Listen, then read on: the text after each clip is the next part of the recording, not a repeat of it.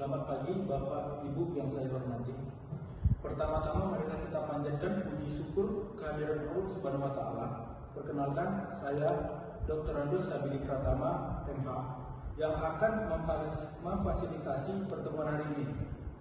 Sebelum kita mulai, saya ingin menegaskan kembali bahwa posisi saya di sini adalah sebagai pihak netral.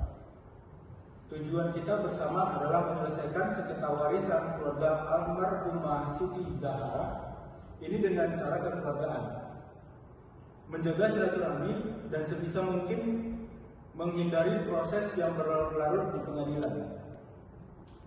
Ada beberapa prinsip yang akan kita pegang bersama, yaitu kerahasiaan. Semua yang dibicarakan di ruang ini tetap di sini.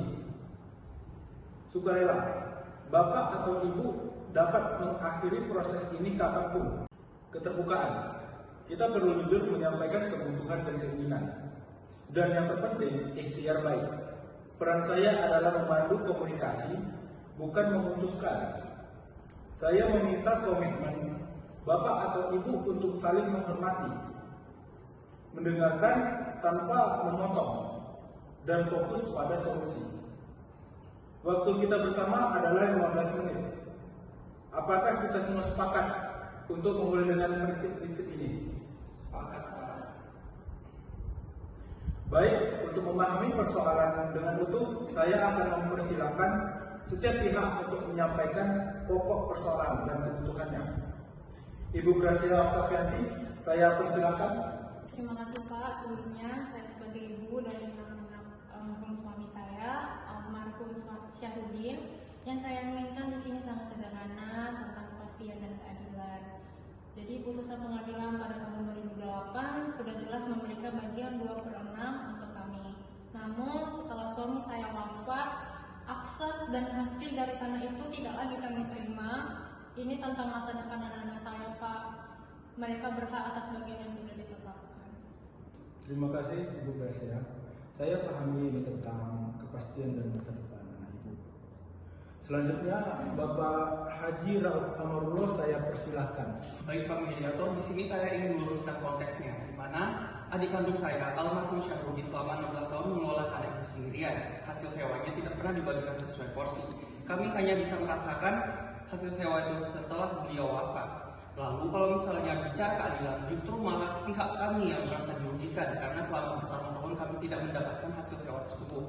Lalu jika ingin berdamai, harus ada itikat baik dan pengakuan untuk mengakui kesalahan. Terima kasih Bapak Rauf Amarullah. Poin Bapak adalah tentang pengakuan atas rasa dirugikan di masa lalu. Benar. Untuk Ibu Aslin, saya persilahkan Bu.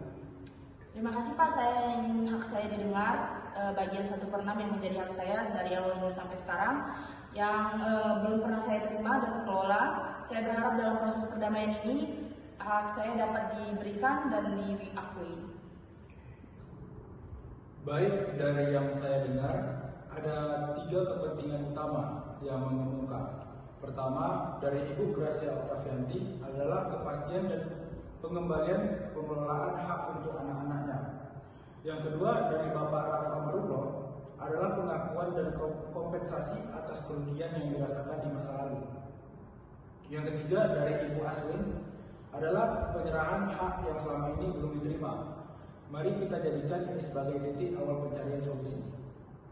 Sebelum melangkah lebih jauh, apakah kita bisa menyepakati satu hal, bahwa semua pihak di sini memiliki hak yang sah berdasarkan keputusan pengadilan, dan kita semua ingin menyelesaikan ini dengan cara terbaik untuk keluarga. Bagaimana dengan para pihak? Setuju? Oke. Mari kita berpikir kreatif bagaimana jika kita susun sebuah skema yang mencoba menjawab ketiga kebutuhan tadi. Misalnya, yang pertama, kita akui dan tetapkan kembali hak masing-masing sesuai keputusan. Yang kedua, kita buat mekanisme bagi hasil ke depan dan yang transparan. Misalnya, dengan pembukuan bersama untuk mengatasi kekhawatiran Bapak Rauf Amarullah sekaligus memberikan kepastian kepada Ibu Gracia Octavianti. Ketiga, ada komitmen tegas untuk segera menyerahkan sebagian Ibu Aswin. Bagaimana tanggapan Ibu Gracia terhadap usulan bagi hasil ini? Maaf Pak, untuk poin bagi hasil sulit bagi kami untuk menerimanya. Pengalaman kami memang tidak baik. Kami khawatir hal yang sama pun terulang lagi untuk kami. Kami butuh tanahnya dikembalikan sepenuhnya agar kami bisa mengelola sendiri untuk biaya sekolah anak-anak saya. Ya, saya pahami Bu. Bapak Rauf Amarullah, apakah ada ruang untuk melihat opsi bagi hasil ini sebagai langkah sementara menuju pemisahan sertifikat? Apabila tidak ada pengakuan dan penyelesaian selama yang kami alami selama 16 tahun ini rasanya tidak adil. Dan apabila tetap tidak ada pengakuan, maka kami akan mau melanjutkan ke pengadilan. Apakah ada usulan lain dari pihak lain? Mungkin ada jalan tengahnya? Gimana para pihak?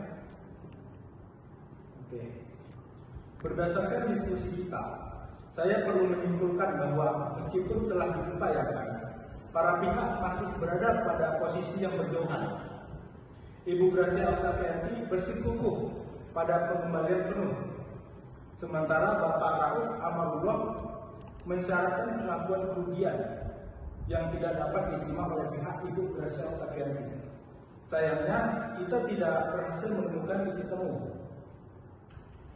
Karena tidak tercapainya kesepakatan bersama, maka tidak ada dokumen kesepakatan yang dapat kita tanda tangani pada tahap ini.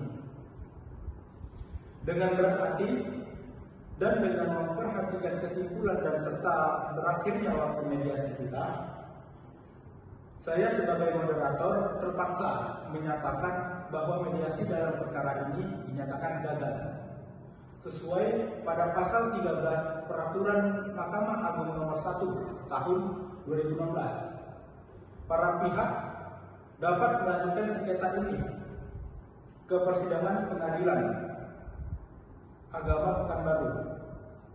Saya mengucapkan terima kasih yang sebesar-besarnya kepada Bapak dan Ibu atas waktu dan partisipasinya. Semoga di tingkat selanjutnya ditemukan jalan yang adil. Wassalamualaikum warahmatullahi wabarakatuh.